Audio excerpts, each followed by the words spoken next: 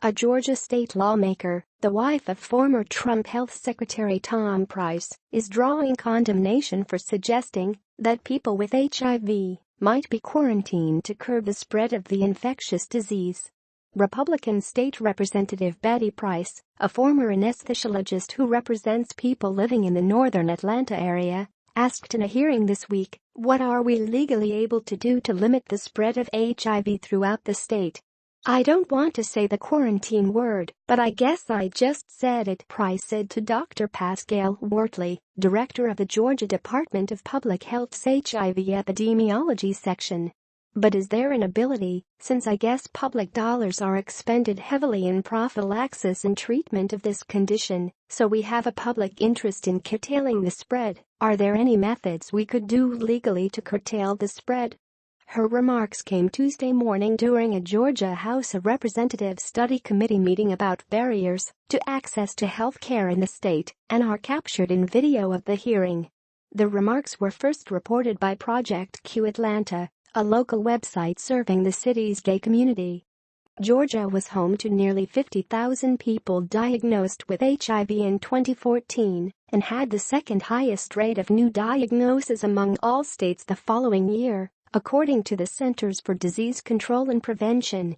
Worsley's presentation noted that gay black men in Metro Atlanta have by far the highest rates of HIV diagnosis in Georgia. AIDS researchers have compared the severity of Atlanta's epidemic to that of some nations in Africa.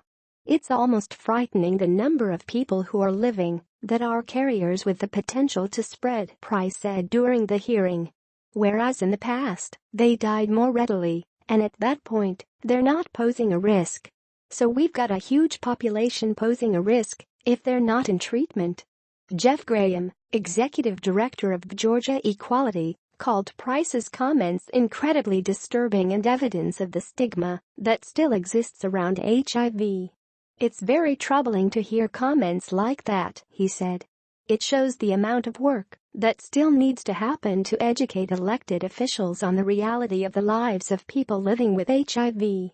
I'm hoping Representative Price would be open to sitting down, meeting with folks, hearing how those comments sound, and recognizing that's not the direction we need to go in."